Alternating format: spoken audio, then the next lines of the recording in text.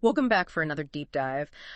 Today, we are going to be looking at something that's been causing a bit of a stir in academia, and that's generative AI in higher ed. Yeah, it's been a really, really fascinating few months, hasn't it? The speed at which things have developed has been pretty incredible. Yeah, absolutely. And I think it's safe to say that it's caught a lot of people off guard. Yeah, I think so. And to try to make sense of it all, we are going to be looking at a research paper from the Center for Learning Analytics at Monash University. Okay. They looked at AI adoption policies at 40 top universities across 6 global regions. That's a pretty hefty study. Yeah, it is a huge study. So I'm curious what they found. Yeah, so I think one of the interesting things they did with this is that it wasn't just like, here's what people are doing. They actually tried to explain why they're doing what they're doing. Okay, sense. So they use something called Diffusion of Innovations Theory to kind of understand what's going on. Mm-hmm. And it boils down to 3 key concepts: compatibility, trialability, and observability. I see. So it's not just like people are scared of AI, so they're making all these rules. It's more nuanced than that. Yeah, it's a lot more nuanced than that, and it's a lot more interesting than that. Yeah. So let's break those down a little bit. So compatibility. So how well does this new tech fit with a university's existing systems and goals, right? Right. So it's kind of like, are universities changing who they are because of this technology, or is the technology shaping the university? Yeah. And how are they, shoehorning this in, or are they actually embracing it? Exactly. And I think one of the things that the study found was that universities are really struggling with how to reconcile these powerful AI tools with their mission. Yeah, with their fundamental core values, yeah, right? Exactly. And of course, one of the biggest concerns almost universally is academic integrity, right? Correct. It's not hard to imagine students using AI to write essays or complete assignments. Right. But what's interesting is that the universities are going beyond simply banning AI. Right. So this research shows a spectrum of approaches. Okay. Some universities are taking a very strict, lay down the law kind of approach. So, for example, the University of Queensland requires instructors to say in their course outlines how much AI use is permitted. So complete transparency. Yeah, complete transparency. Okay. But other universities are taking a more nuanced approach. Okay. The University of Witwatersrand, for example, is encouraging faculty to design assignments that actually require students to use AI and then to think critically about the output. So almost using AI as a teaching tool itself. Yeah, that's quite a twist. Yeah. So we're starting to see these signs of universities not just being afraid of AI, but maybe starting to embrace it in certain ways. Right. And I think that reflects kind of a broader trend that we see in the research. Okay. Where universities are starting to view generative AI not just as a threat, but also as a potential ally in teaching and learning. Okay, so in the research, they point to several universities that are actively encouraging faculty and students to incorporate AI tools into their work. Right. The Chinese University of Hong Kong, for example, they're looking at AI as a way to enhance personalized learning. Right. To create more engaging content. Right. And I think that's something that a lot of people are really excited about, right? The ability to have this technology help us create really engaging content. Yeah, absolutely. And to personalize it at a level that would be impossible for a human to do. Right. The University of Johannesburg sees it as a way to provide customized support to students. Mm. So almost like a, personalized tutor available 24/7. I like that. Yeah. So that raises some interesting questions too. Like what? Well, what about equity, right? Could this tech actually widen the gap between those who have access to these resources and those who don't? Right. That's a huge question. And the study really kind of delves into that. Yeah. And what's fascinating is that the universities are starting to really grapple with that question. Yeah. And some are taking some really proactive steps. Cornell, for instance, is focusing on inclusive design principles for their AI tools, ensuring that they're accessible to all students, regardless of their abilities or background. So they're really baking that into the design of these tools from the very beginning. Exactly. And Northwest University in South Africa is working on incorporating indigenous languages into AI platforms. Wow. So this addresses an equity concern, but it also highlights the potential of AI to preserve and celebrate different cultures. That's really cool. Yeah, and so you can start to see that universities are navigating a really, really complex landscape here. Yeah. Trying to balance the need to uphold academic integrity right. with the desire to embrace the potential of AI. Yeah, and I think that's the big takeaway here, is that there's no easy answers. Right. This is not a black and white issue. There's a lot of nuance and a lot of different perspectives. Yeah, and they're not just having these theoretical discussions, they're actually experimenting in a variety of ways with AI. Yeah, which brings us to the second concept from Diffusion of Innovations Theory, which is trialability. Okay, so trialability. Yeah. So this was where we start to see universities moving beyond just talking about AI Okay. and actually putting it into practice, seeing how it works in real-world situations. Yeah, so let's start with the hypotheticals. Let's actually see how this plays out. Exactly.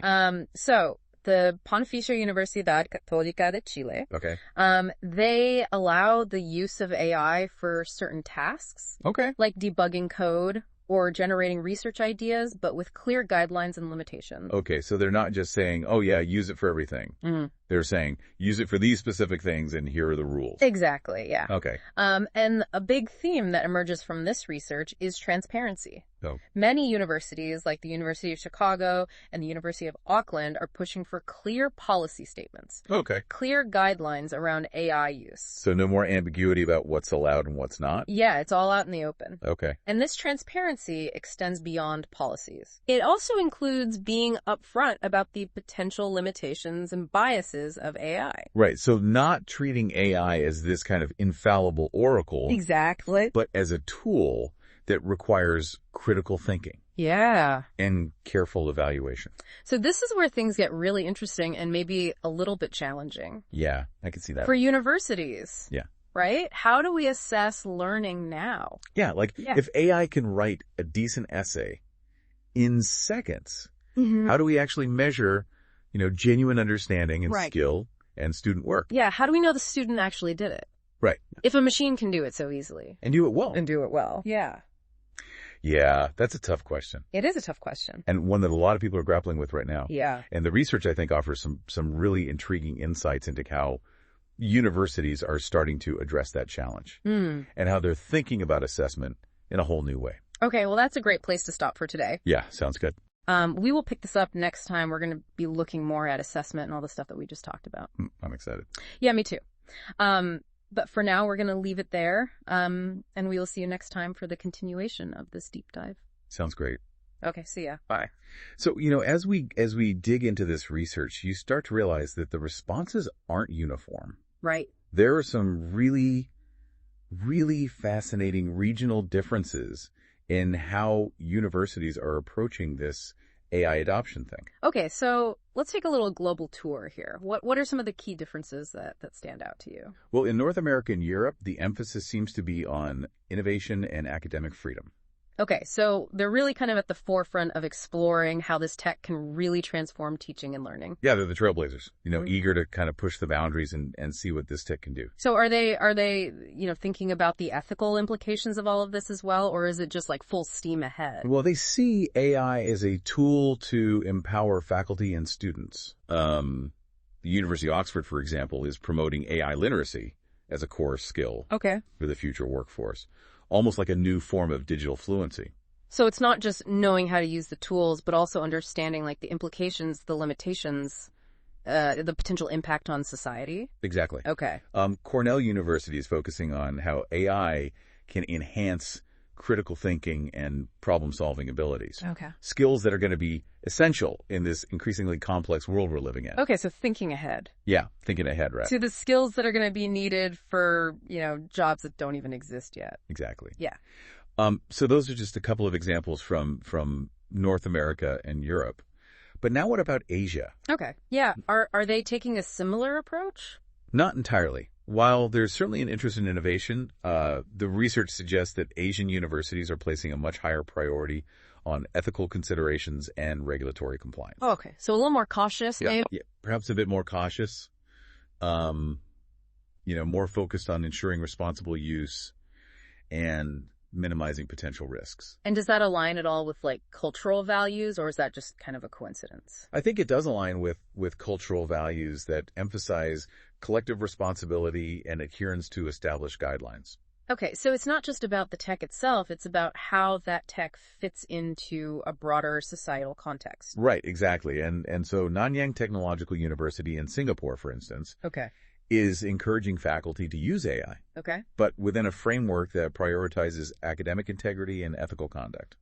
Okay, so guidelines, guardrails, making sure that it's being used responsibly. Yeah. And the Chinese University of Hong Kong, while they're promoting the use of AI tools, are also emphasizing the need for clear guidelines and responsible implementation. Right, so it's about finding that balance. Yeah, finding that balance, right, between, encouraging innovation, but also making sure that it's done in a way that aligns with the university's values. Okay, so we've got, North America, Europe, Asia. What about other regions? What are universities in Africa and Latin America focusing on? Well, in these regions, the research highlights a strong emphasis on equity and access. Okay. Universities are really acutely aware of the potential for AI to exacerbate existing inequalities. Right. So they're really exploring how AI can be used to level the playing field. So they're not just thinking about AI as a tool for innovation, they're thinking about it as a potential lever for social change and inclusion. Precisely. That's really interesting. Yeah, and Northwest University in South Africa is a great example. Okay. They're actively working on integrating indigenous languages into AI platforms. Wow. And they see this as a way to both address equity concerns, okay, but also to preserve cultural heritage. Yeah, it's a powerful reminder that technology can be a force for good, Right. But only if it's developed and deployed with a focus on inclusivity. Exactly. And the Pontificia Universidad Católica de Chile is exploring how AI can be used to provide personalized support to students with diverse learning needs. Okay. So making education more accessible and equitable. That's really cool. I mean, it's amazing to see how, different regions are really focusing on, different aspects of AI adoption. It's like they're all kind of looking at it through a different lens. Yeah, and it raises a really interesting question, like, what does this mean for the future of higher education? Are we headed towards this fragmented system where each region is kind of charting its own course? Yeah. I mean, it's hard enough for universities within the same country to agree on things. Right. How could we possibly get, universities across different continents with different cultures, different priorities to align on something as complex as this? It's a daunting challenge. It is a daunting challenge. But consider the potential benefits. Okay. We could share best practices.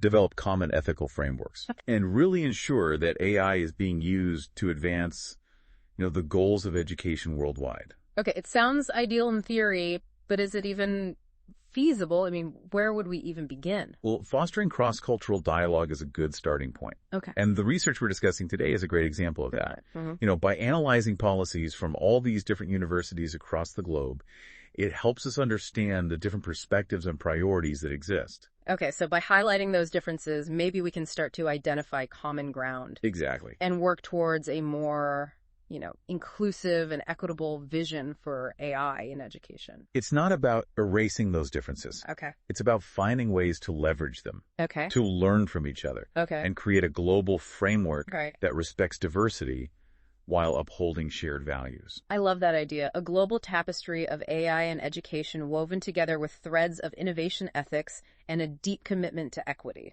It's a beautiful image. It is a beautiful image. But, moving beyond those big picture questions, the research also dives into some of the more practical aspects of AI adoption. Okay. Specifically, it examines the communication strategies that universities are using to talk about AI with their communities. Okay, so not just crafting the policies, but actually communicating those policies and engaging in conversations about AI with faculty, students, and staff. Exactly. And it's more than just, posting a dry policy document on the university website. Okay. We're seeing institutions embrace this multi-pronged approach. Okay. Using a variety of channels to reach different stakeholders. So websites, emails, town hall meetings, social media, they're pulling out all the stops. They are. And the variety of communication channels also reflects, the different audiences they're trying to reach. Right. Faculty, students, administrators, staff. Right. They all have different needs, different levels of understanding. Exactly. When it comes to something like AI. It's almost like a public awareness campaign. Yeah. Educating the entire university community about AI, its potential benefits, and its potential pitfalls. Okay. So really kind of getting everyone on the same page. Exactly. And the research highlights a shift away from one-way information dissemination towards more interactive and engaging communication formats. So not just lecturing people about AI, but actually creating spaces for dialogue and discussion. Precisely. Okay, I like that. The University of Witwatersrand, for example, is hosting webinars and workshops to bring together diverse voices and perspectives on AI in teaching and learning. Okay, so really kind of fostering that sense of community and shared understanding. Exactly. And the University of Sydney is using student panels and staff forums to gather feedback.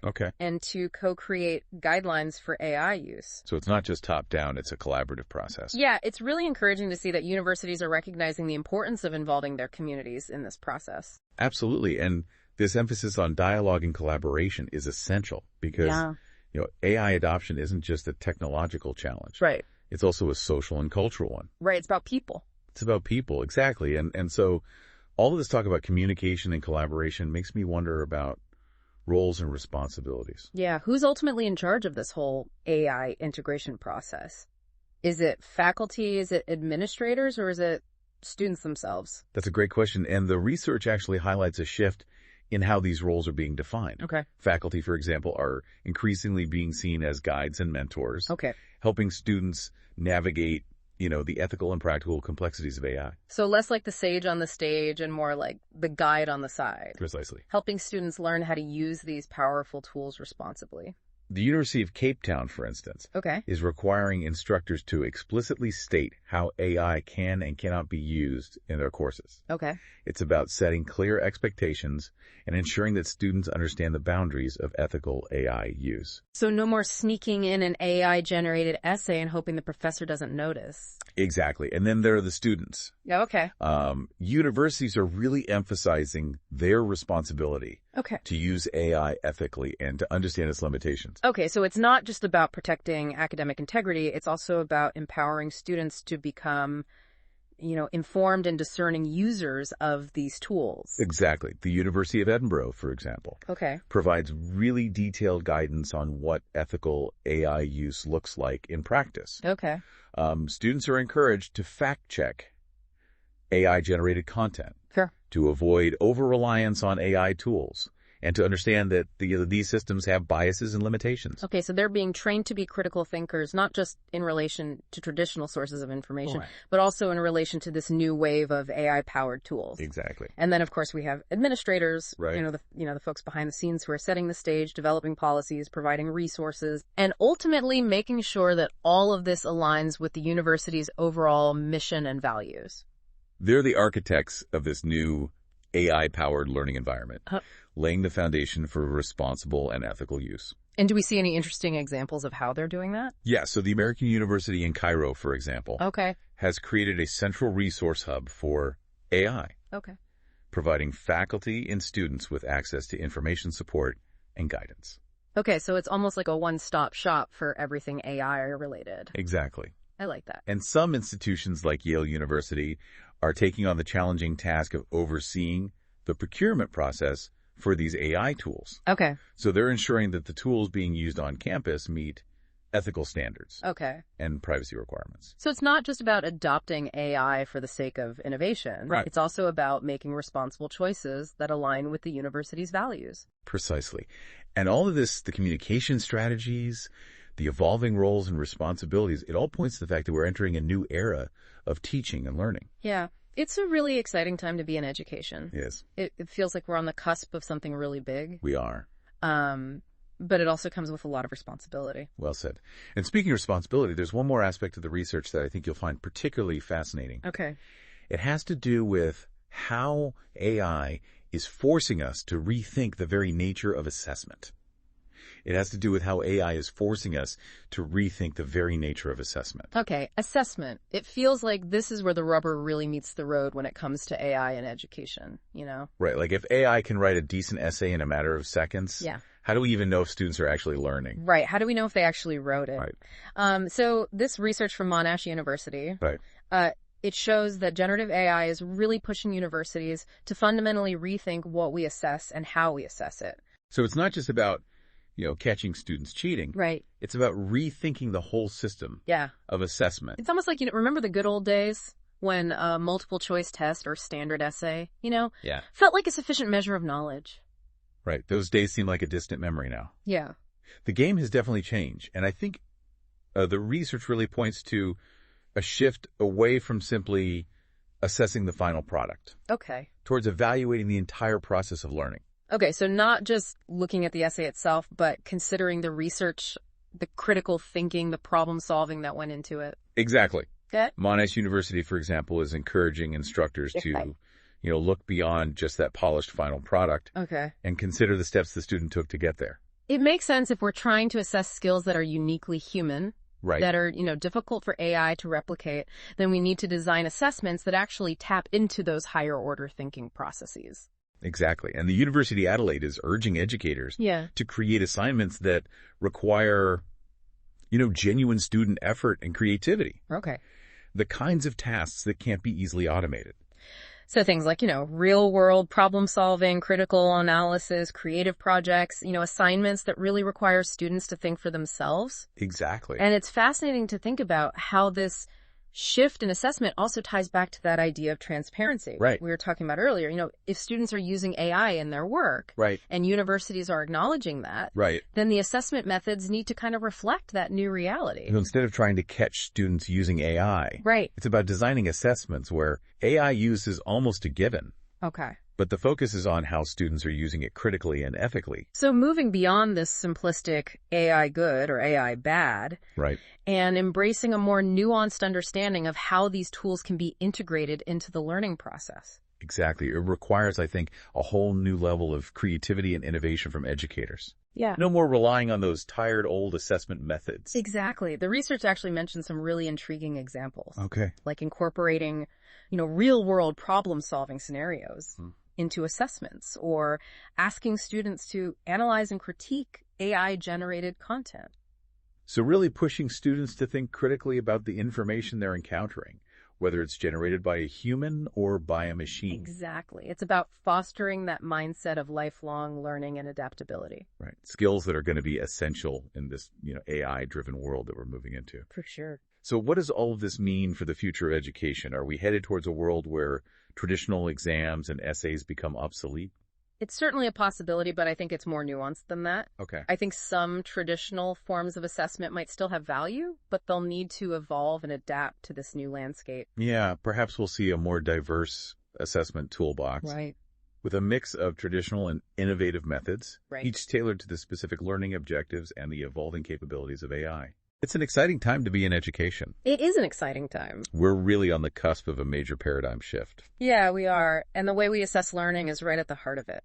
It is. Well, this has been an amazing deep dive. Yeah, it has. Into this research from Monash University. It's given us a lot to think about. For sure. From academic integrity to equity to the future of assessment. Yeah. Universities worldwide are really grappling with the implications of AI in some really profound ways. They are. And while there's no easy roadmap, I think the research highlights the importance of open communication. Yeah. Collaboration and a willingness to experiment and adapt. Yeah, and I think, if we approach AI with a sense of curiosity, yes, a commitment to ethical principles, and a healthy dose of humility, I think we can harness its power to create a more equitable and engaging educational experience for all.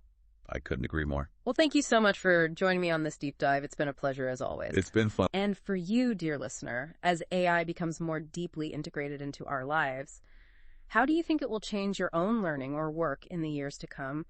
What skills will be most valuable in an AI-driven world? What role do you want AI to play in shaping your future? Those are great questions. Those are huge questions, but that's what the deep dive is all about, giving you the knowledge and the inspiration to dive deeper into the topics that matter most. Thanks for joining us on this incredible journey.